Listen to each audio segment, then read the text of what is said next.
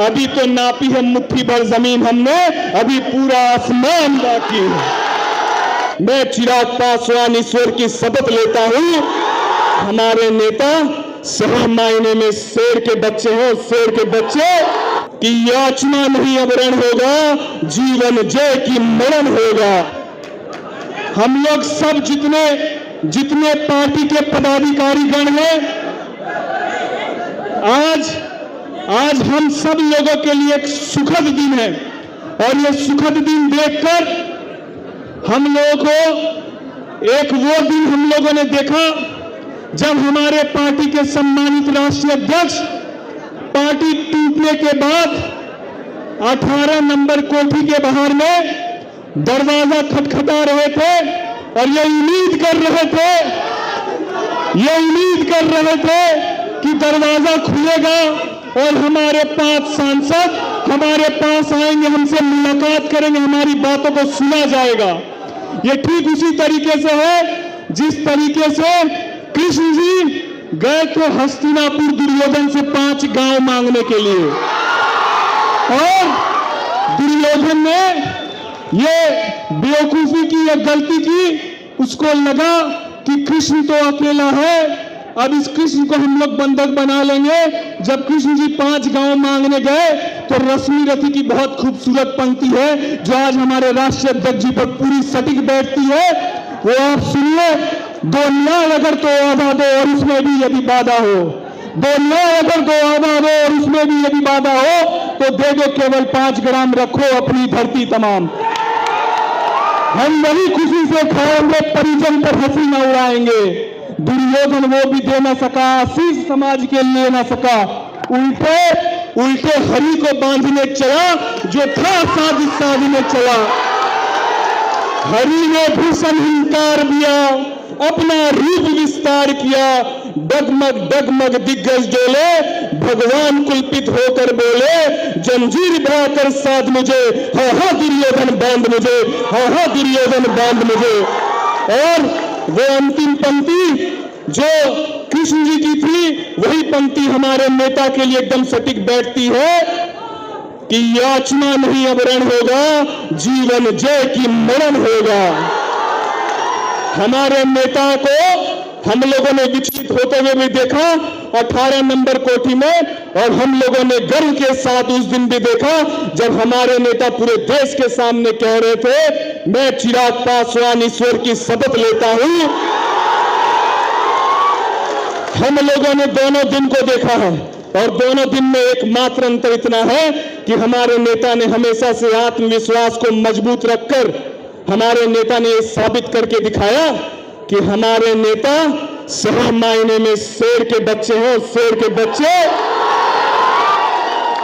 उन्होंने साबित करके दिखाया और मैं आप सबके सामने हमारे नेता का कोटि कोटि धन्यवाद देता हूं कि हमारे नेता ने मुझ जैसे अनुज को खगड़िया लोकसभा से चुनाव लड़ाया।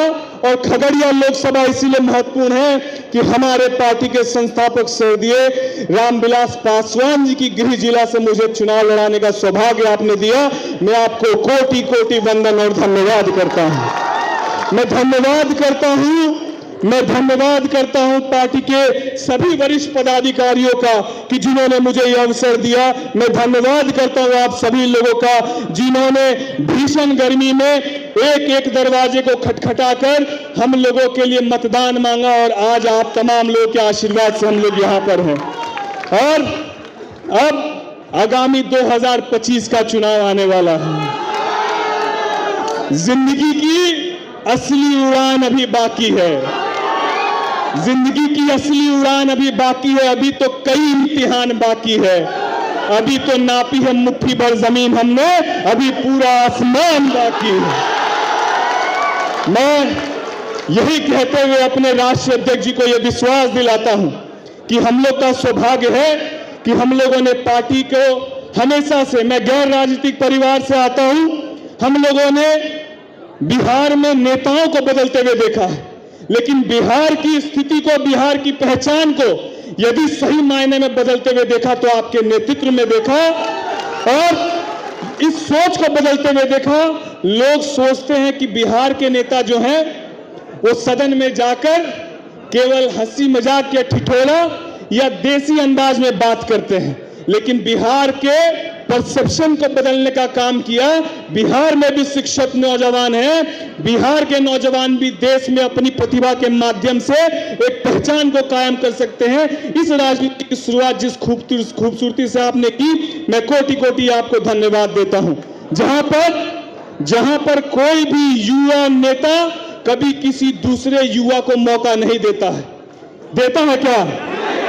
वहीं पर हमारे नेता इस भाव को नहीं रखते हैं, ना किसी जात, ना धर्म, ना मजहब, और सब के सब आप देख लीजिए चेहरे, नौजवानों को मौका देकर ये साबित किया और ये बताने का काम किया कि हमारे नेता का MY समीकरण यही है, वो महिला और युवा है।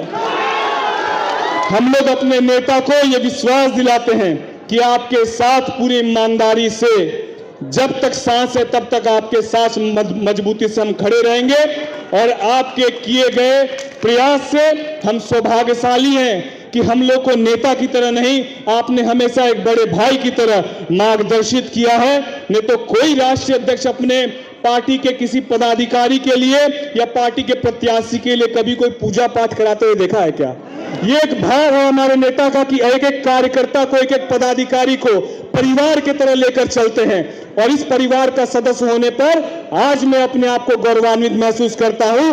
मुझे राजनीतिक रूप से पहचान देने के लिए, मुझे मेरे परिवार को सम्मान देने के लिए मैं अपने नेता का कोटि कोटि धन्यवाद करते हुए अपनी वाणी को विराम देता हूं। जय हिंद, जय भारत।